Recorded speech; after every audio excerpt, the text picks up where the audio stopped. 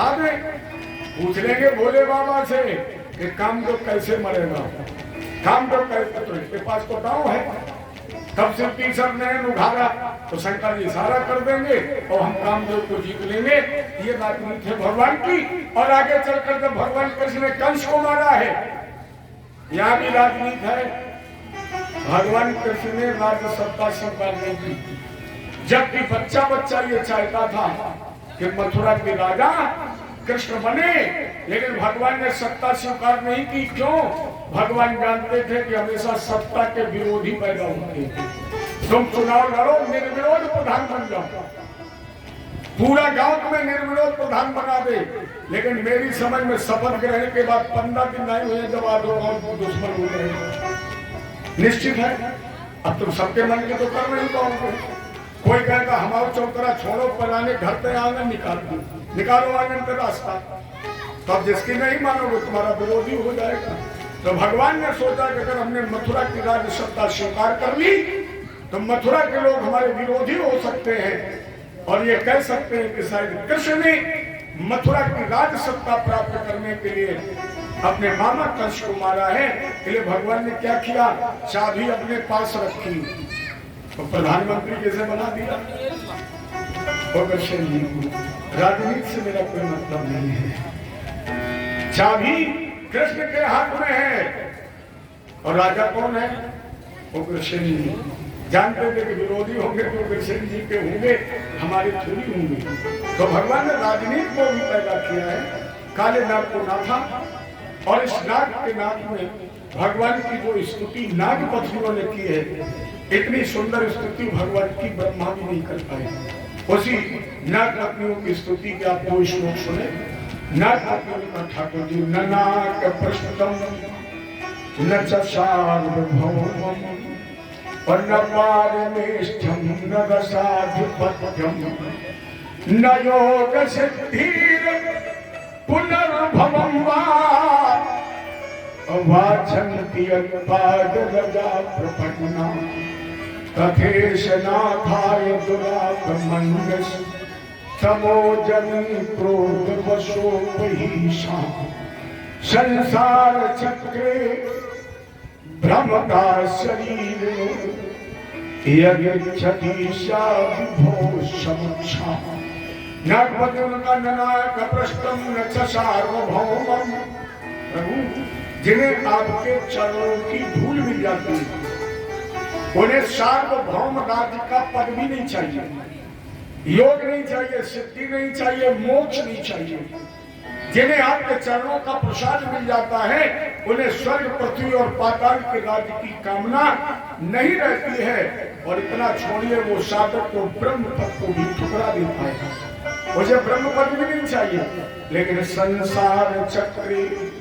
संसार चक्र में भ्रमण कर रहा ये जीव जब आपको प्राप्त करना चाहता है तो आप उसे दे देते हैं धन, लक्ष्मी, और जिसे मिलती जाएगी वो तुम्हें भूखता जाएगा।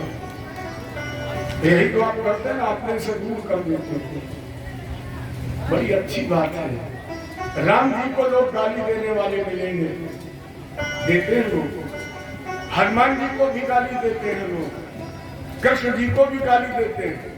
इतने लोगों में ही हो सकता कोई देता हो, लेकिन ईमानदारी से बताना, आज तक कोई ऐसा व्यक्ति मिला जिसने लक्ष्मी जी को गाली दी? कोई मिला हो तो मैं दर्शन करा दूं उसका। सबको गाली देने वाले लोग मिलेंगे। हम नहीं रहते तुम्हारे गांव में, फिर भी 2-4 उल्टी सीधी कहने वाले लोग मिलेंगे। लेकिन आज तक लक्ष्मी जी को अगर किसी ने गाली दी हो तो बताओ। वो जो छोटा वाला सिक्का जिसे दुकानदार भी नहीं देता, भिखारी भी नहीं देता है, तुम जानते हो कि नहीं चलेगा। लेकिन अगर यंत्र बाहर निकलो आश्रम के और एक और अगर दिखाई पड़े, कोई अगर उठाए के फेंक दे तो बताओ, उसे भी उठाएंगे, 3 बार माथे को लगाएंगे, जेब में रख लेंगे। इतना लक्ष्मी को चाहिए। अगर कोई किसी को इतना चाहे तो उसे अभिमान को आ ही जाएगा। लक्ष्मी को तो 6 महीने का बच्चा भी पहचानता है। उस बच्चे के हाथ में कागज दे दो, 1 रुपया दे दो और दोनों छुटाओ, अगर रुपया छोड़ दे तो हमसे कहना, कागज ले और रुपया हमें दे।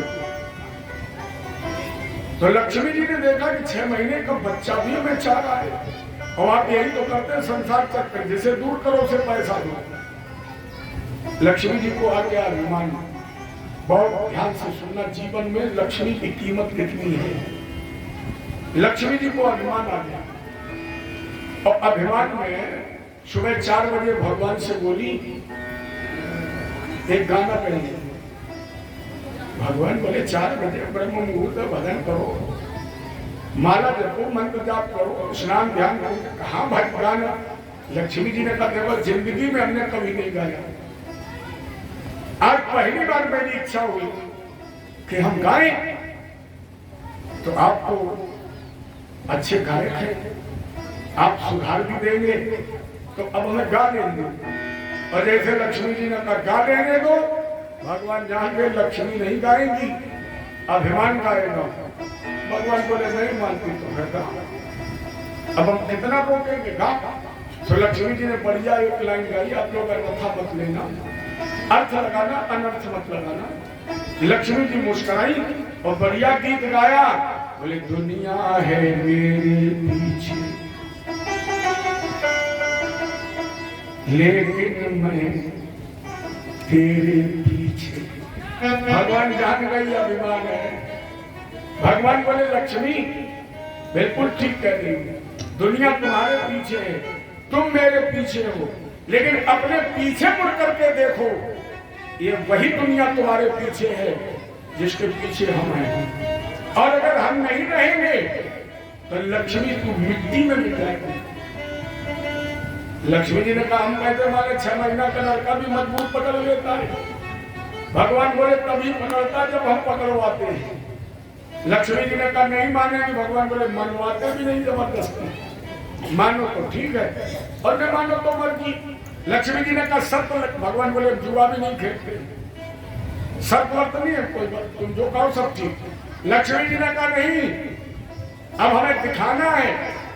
भगवान बोले अगर दिखाना है तो फिर हमें देखना है, दिखाओ। लक्ष्मी जी ने कहा तैयार हो जाइए। तो किसी की मृत्यु हुई, लोग अर्थी लिए जा रहे, 100 लोग पीछे थे, लोग चिल्ला रहे थे राम नाम सत्य है, सत्य बोलो मुक्त है। तो लक्ष्मी जी ने 2000 वाली गड्डी, 500 150 वाली नहीं, सीधे सीधे 2-2 की गड्डी खोली नहीं, ऐसी पूरी पूरी। और जैसे 100-200 गड्डी गिरी तो लोग मुर्दा तो छोड़े, वही गड्डी। लक्ष्मी जी ने कहा देखा महाराज है मेरी कीमत। लक्ष्मी जी ने कहा बिल्कुल। भगवान बोले बिल्कुल कीमत, लेकिन अभी देखना तेरी गति क्या हो। तो जैसे बूढ़े लोगों ने, बुजुर्गों ने देखा कि सब बच्चे पैसा उठा रहे हैं, लोगों का फेंक डाल दे, क्योंकि मुर्दे पर फेंकी हुई वस्तु नहीं उठानी चाहिए, डाल दे। तो बेचारे जो नहीं डाले चाहते उन्होंने फेंक दी, और जैसे पैसा फेंका भगवान बोले पूरे गरीब सड़क है कोई कीमत। लक्ष्मी जी ने कहा महाराज ये सैंकुल है, अब जो हमें ठिकवा रहे हैं ये भी बांधेंगे, सैंकुल नहीं अब एंकुल आएगा। तो लक्ष्मी जी ने कागज वाली गद्दी तो खत्म, बढ़िया 10-15 हार, हवेल, चैन, अंगूठी। तो जो राम नाम सत्य छोड़ो, जो 4 मुर्दा धो रहे तो उन्होंने किनारे धर दो, मुर्दा रख दिया, कोई अगौछा में, कोई कुर्ता में, कोई धोती में। पैंट वाले सोच रहे थे अगर एक जेब और लगी होती। एक व्यक्ति को जल्दी में कुछ मिला नहीं था, जल्दी में आया तो उसके बाद भरने के लिए कुछ था ही नहीं। बोले सबकी निगाह बचाई, मुर्दे का कफन खींच लिया और उसी में बांधने लगा।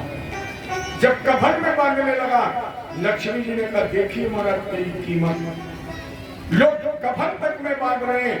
भगवान बोले बिल्कुल सभी तुझे बांध रहे हैं, लेकिन ये जो कोने में लेता है ये क्यों नहीं बांध रहा है? ये बता, तुझे दुनिया बांध रही है लेकिन ये जो कोने में लेता है ये क्यों नहीं बांध रहा है? लक्ष्मी बोली ये मर गया है। भगवान ने कहा मर गया का मतलब क्या है? मर गया का मतलब क्या है? लक्ष्मी जी ने कहा मुझे ये पता नहीं है, लोग कहते हैं ये मर गया है। भगवान बोले मैं ये मर नहीं गया, इसके अंदर से मैं निकल गया, और जिसके अंदर से मैं निकल गया, अब तू चाहे सोना बन के बरस, चाहे हीरा बन के बरस, इसके ऊपर तुम्हारा कोई प्रभाव, वही तुम्हें उठा रहे हैं जिनके अंदर नारायण बैठा है। और नहीं तो बताइए प्यारे, जब तेरे शरीर में नारायण नहीं रहेगा, ये काम आएगी? न सोना काम आएगा, न चांदी काम आएगी, कुछ काम नहीं आएगा। अच्छा ये तो अध्यात्म में जरा पारिवारिक सांसारिक बात बताओ, पति से दुश्मनी की जाए और पति पत्नी से मित्रता की जाए, चलेगा? ईमानदारी से जवाब दो। पत्नी से मित्रता की जाए और पति से दुश्मनी की जाए, ये रिश्तेदारी चलेगी? पति को जिस दिन पता लग जाएगा उसी दिन हाथ पैर। पत्नी को अगर बत्ती लगा रहे हो, पत्नी को अगर बत्ती लगा रहे हो और पति को गाली दे रहे हो, ये महीने 2 महीने 4 महीने ही चलेगा।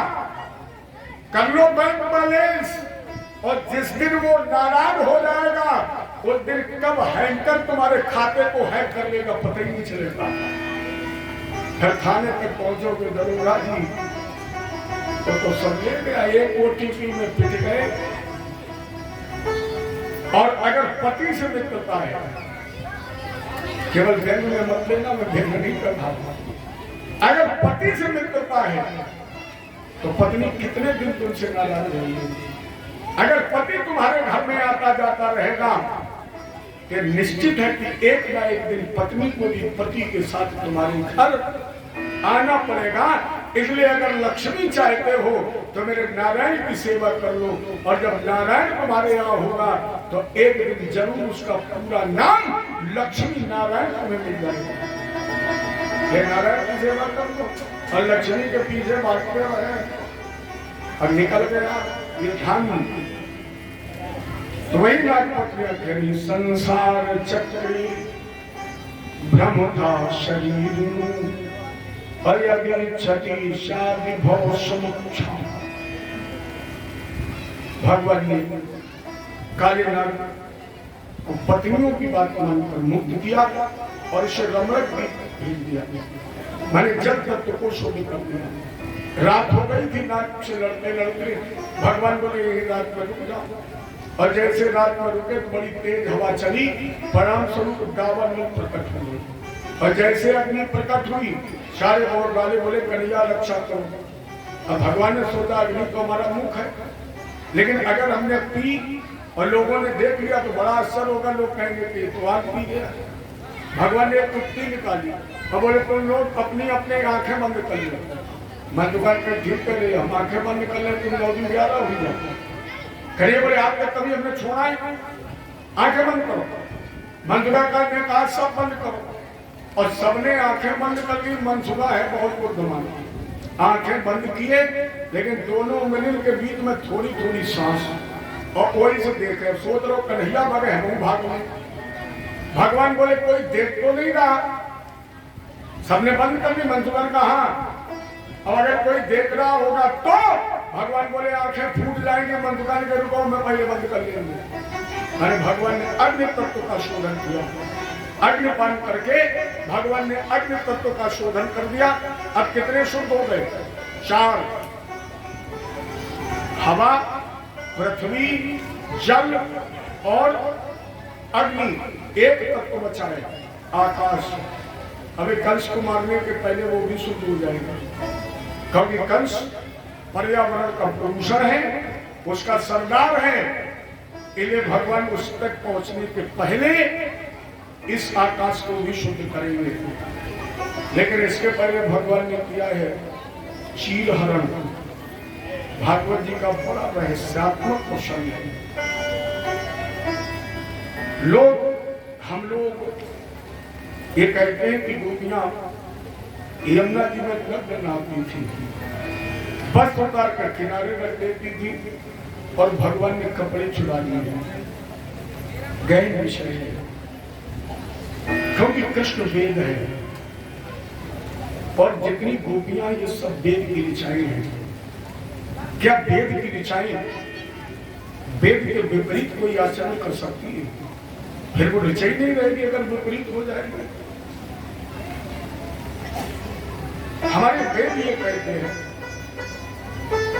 कि स्त्री को कभी भी कमर तक जल में प्रवेश नहीं करना चाहिए, और जो स्त्री कमर तक जल में प्रवेश कर जाती है उसका पतिव्रत धर्म नष्ट हो जाता है।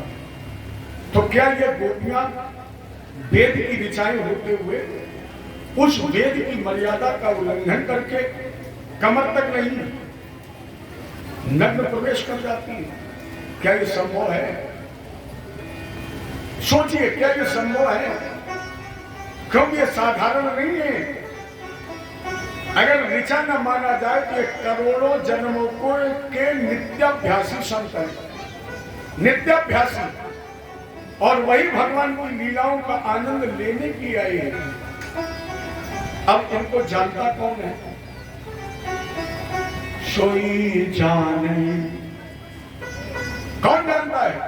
जही दे जनाई और जानक तुम हुई जाई। ब्रह्म को वही जानता है जिसे ब्रह्म जन्मा देता है, और जो ब्रह्म को जान लेता है वो ब्रह्म सदृश हो जाता है। ये गोपियां साधारण नहीं है, ब्रह्म के सानिध्य में है। जानती नहीं, ब्रह्म के सानिध्य में है। और जो ब्रह्म के सानिध्य में है, क्या अपनी भारतीय परंपरा का उल्लंघन कर सकती है? और अगर नहीं तो फिर भगवान ने किस चीज का कार्य किया है?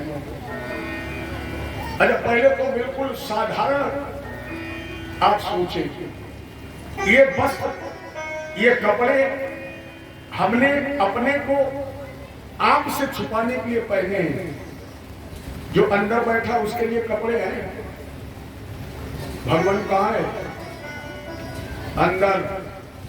कथा मैंने जिस दिन प्रारंभ की थी उस दिन कहा था तेरे घर राम, और जो तेरे अंदर है उसके लिए कपड़े नहीं है, ये कपड़े तो बाह जगत के लिए हैं। तो भगवान ने बाह आवरण का हरण किया है, क्योंकि चीर माने आवरण, चीर माने वस्त्र, चीर माने अविद्या, चीर माने अहंकार। भगवान ने केवल गोपियों की अज्ञानता रूपी आवरण का हरण किया है, केवल अज्ञानता का हरण किया है। या ये कह दिया जाए भगवान ने कृष्णावतार में कामदेव को पानी पी पी के कुचला। पहले चीर हरण में कुचला, इसके बाद गोवर्धन में भगवान ने काम को जिंदा किया है। क्योंकि गोवर्धन के सात्विक अर्थ भी है, गो माने इंद्री, वर्धन माने वृद्धि करो। तो भगवान ने इंद्रियों को हष्ट पुष्ट किया, बढ़िया भोजन दिया, 56 प्रकार के भोग लगाए, और जब इंद्रियों की वृद्धि हो गई तो भगवान ने रास में गोपियों को बुलाया। निशम्य गीतम तदनंग वर्धनम, तीनों का एक संबंध है। चीरहरण, काली मर्दन, गोवर्धन पूजा और महारास, ये चारों एक दूसरे के पूरक हैं। भगवान ने क्या किया? जब गोवर्धन में इंद्रियों को जीवित किया तो महाराज में केवल जीवित नहीं किया, भगवान ने क्या किया है? निशम्य गीतम तदनंग वर्धनम और ब्रज प्रिया कृष्ण गृहीत मानसा। निशम्य गीतम, जब भगवान की मुरली का गीत सुना तो गोपियों में काम केवल जगह नहीं है। अनंग वर्धनम, अनंग माने काम, और कितना बढ़ गया कि गोपियां सब कुछ छोड़कर भगवान से मिलने के अधीन हो गई। काम को इल्ला कर दिया, और काम के वशीभूत जब गोपियां भगवान से मिलने गई तो एक बात में भगवान ने काम को कुचल दिया और बोले गोपियों वापस लौटो अपने अपने घर। तो भगवान ने काम को मारा भी, काम को कुचला भी, काम को जिंदा भी किया, और परिणाम में कामदेव के सारे अहिम को भगवान ने महाराज में समाप्त कर दिया। कुछ लोग जिद कर लेते हैं, समाज में हर तरह के लोग होते हैं, कहीं कहीं जिद कर लेते हैं, जैसे रामायण का प्रसंग हो तो लोग कहने लगते सूर्पणखा की नाक कटी। एक जगह तो बोले महाराज जी बिल्कुल कटी, खून बह रहा था। क्या ये सत्य है? सूर्पणखा की नाक कोई हसिया से काटी गई?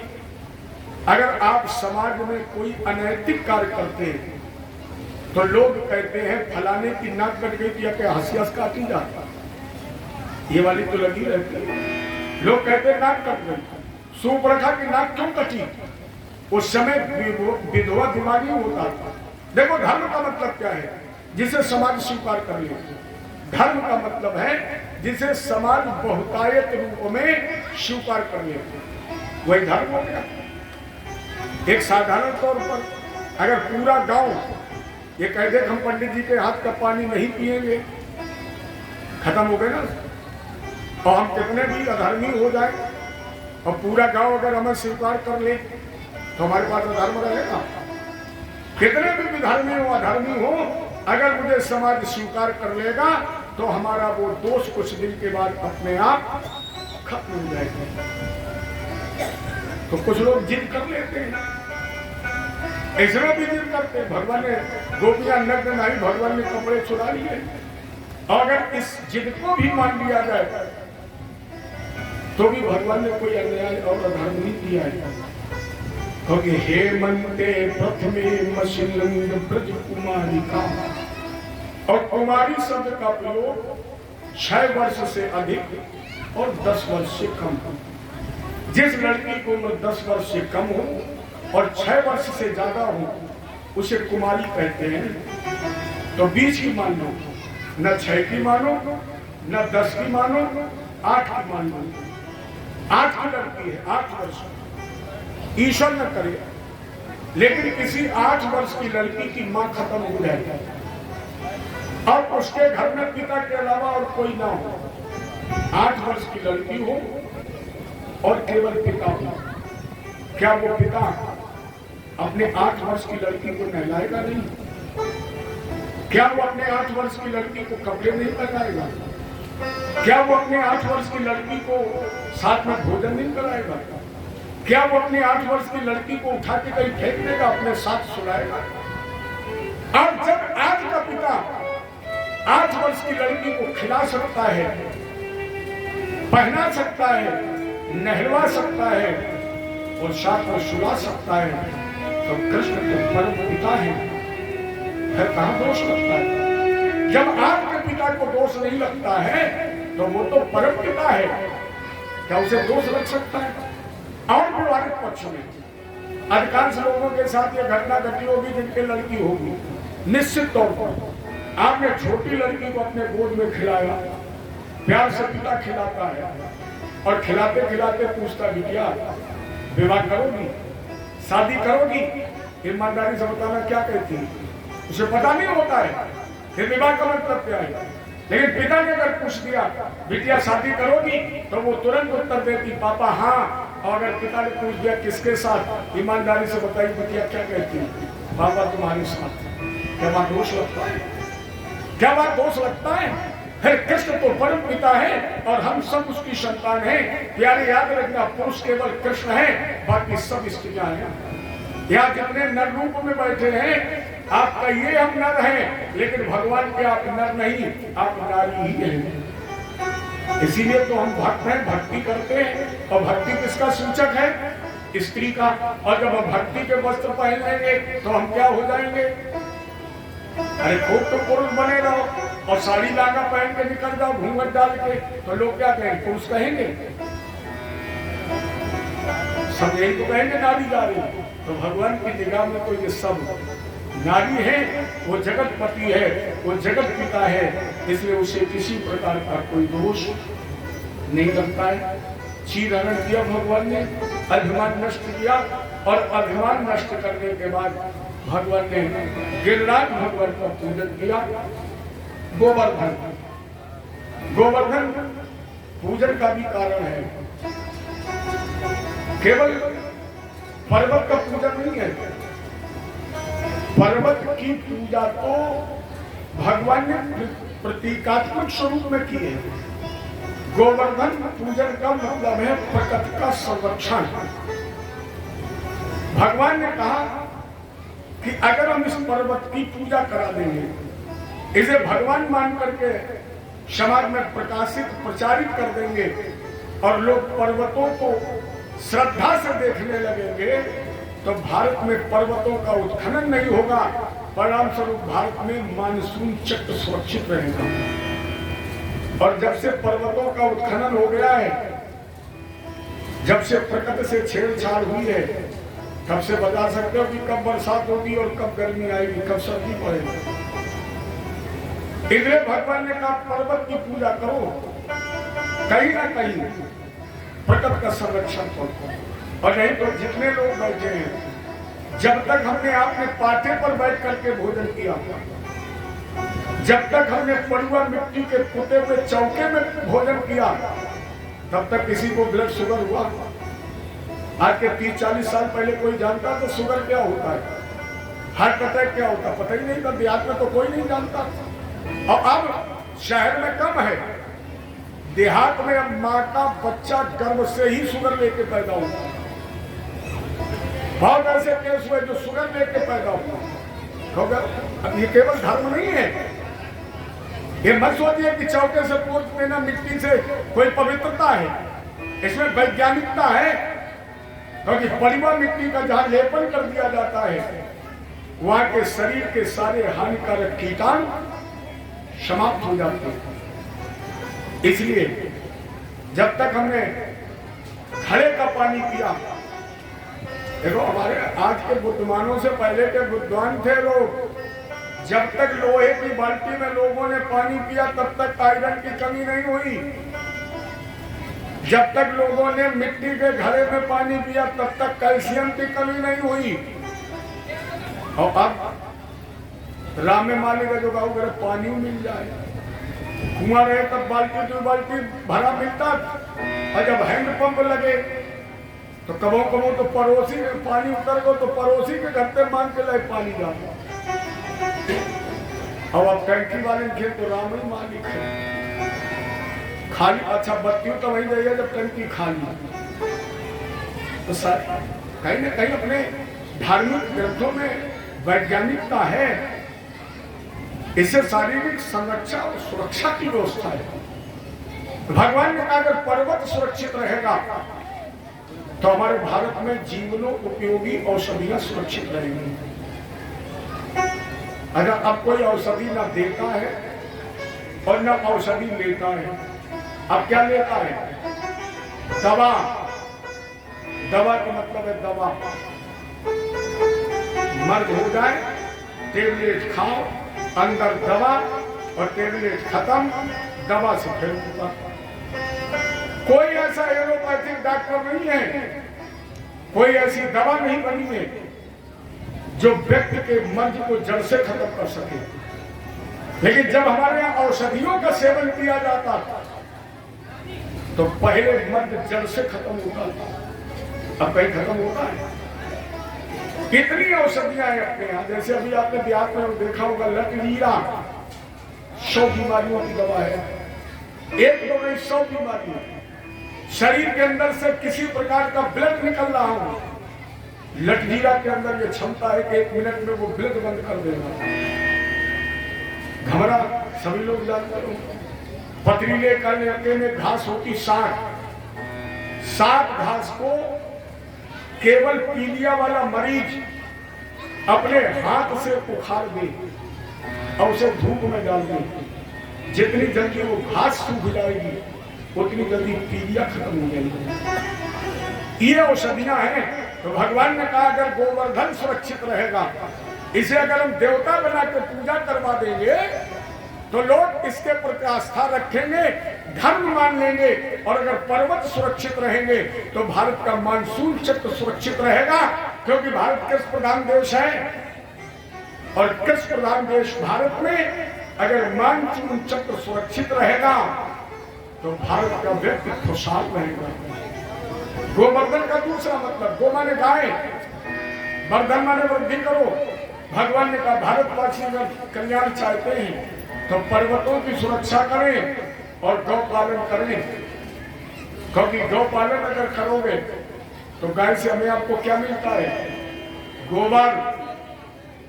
और हमारे यहाँ चंद्रशेखर कृषि विश्वविद्यालय में एक फ्रांस का वैज्ञानिक आया था, उसने यहाँ की मिट्टी